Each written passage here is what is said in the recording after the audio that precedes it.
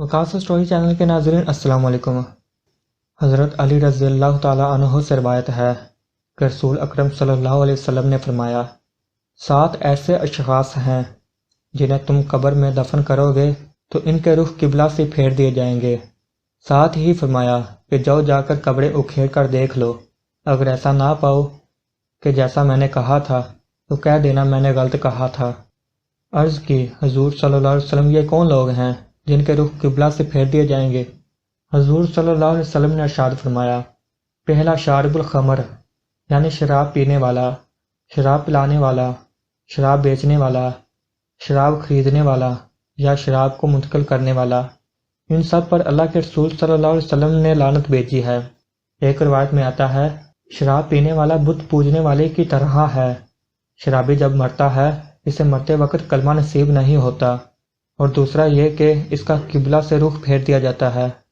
Number 2، انسانوں کی خرید و فروخت کرنے والا، یعنی وہ افراد جو انسانی اعضاء یا مکمل انسان کی خرید و فروخت کرے، اس کا رخ بھی مرنے کے بعد قبر میں قبلہ سے پھیر دیا جاتا ہے۔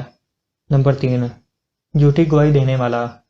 نمبر 4، سود کھانے والا، سود دینا، سود لینا اور سود لکھنا یہ سب اس میں شامل ہیں۔ سودی لین دین کے گناہ کے 70 درجے ہیں اور سب سے کم درجہ اپنی ماں سے زنا کرنے کے برابر ہے۔ ایسا شخص جو سودی لین دین کرتا ہو، موت کے بعد قبر میں اس کا رخ بھی قبلہ سے پھیر دیا جائے گا۔ نمبر 5، کسی کی فوتگی پر نوحے کرنے والی عورت۔ آنکھوں کا غم اور دل کا غم اللہ کی طرف سے ہے، لیکن ہاتھوں کا اور زبان کا غم شیطان کی طرف سے ہے۔ ایک روایت میں آیا ہے جس نے گریبان نوچے، اپنے منہ پر تھپڑ مارے اور جاہلوں جیسی باتیں کی، اس سے ہمارا کوئی تعلق نہیں ہے۔ اسی لیے جب دل غم زدہ ہو تو آنکھوں سے روئیں، اس سے شریعت نے منع نہیں کیا، لیکن واویلا کرنا اور الٹی سیدھی بک بک کرنا یہ کفریہ کلمات ہیں۔ اس لیے فرمایا نوحے کرنے والی عورت جب قبر میں دفن ہوگی تو اس کا رخ بھی قبلہ سے موڑ دیا جائے گا۔ نمبر 6، جو شخص ذخیرہ اندوزی کرتا ہے۔ ذخیرہ اندوزی انسانوں کی خوراک اور جانوروں کے چارے وغیرہ کو کہتے ہیں۔ شریعت نے اس سے منع فرمایا ہے۔ حضور صلی اللہ علیہ وسلم نے ارشاد فرمایا جس شخص نے 40 دن تک ذخیرہ اندوزی کی، اللہ تعالیٰ اسے 40,000 سال تک جہنم کی آگ میں جلائے گا۔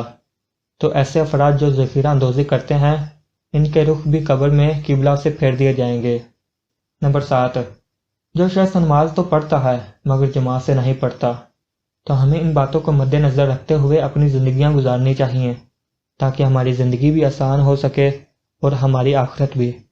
اللہ تعالی ہم سب کو دین کی سمجھ عطا فرمائے، آمین۔